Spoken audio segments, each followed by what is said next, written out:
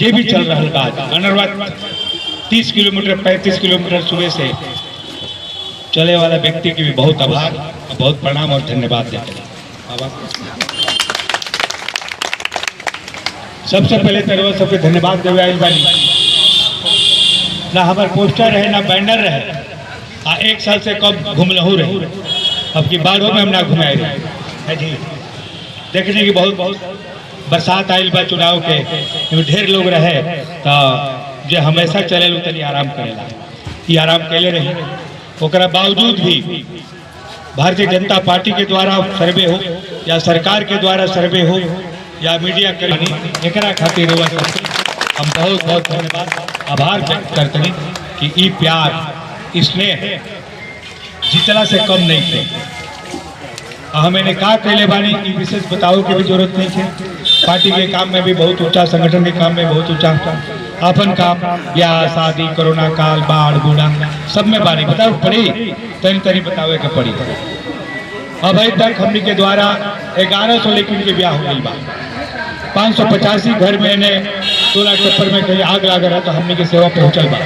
10 घर में 5 घर में तो 2-4 गो लुंगी गंजी गमछी राशन खाए 2-4 दिन के लिए लिट्टी चोखा खाए लायक जरूर पहुंचल बा। बेचारे के सब देख के राख हो गई बा।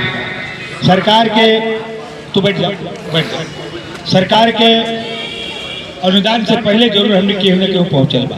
ऐसा को भैल बा कौल छपरा में कि दिवाली के दिया जरावे जाते रहे जब ठाकुर जी के आग लग गई। चंद्रभान बबलू के कहने के अपना घर दिया जराए कि ठाकुर जी के आग बुझाई तो जाते रहे आग बुझाई चल गई लोग, है ना। तो ये सेवा के कार्य भैल बा कर मान सम्मान मिला था। बाढ़ बुरा में जो काम के लिए जो कागजी करेंगे। बाबा धाम यात्रा में 10,000 लोग इजो से गई हुई। ब्याह शादी के बता देने स्वामी जी के यज्ञ में 1.5 लाख वृक्षारोपण कार्यक्रम भइल, हमें 1.25 लाख के जरूरत भी लाग गई बा।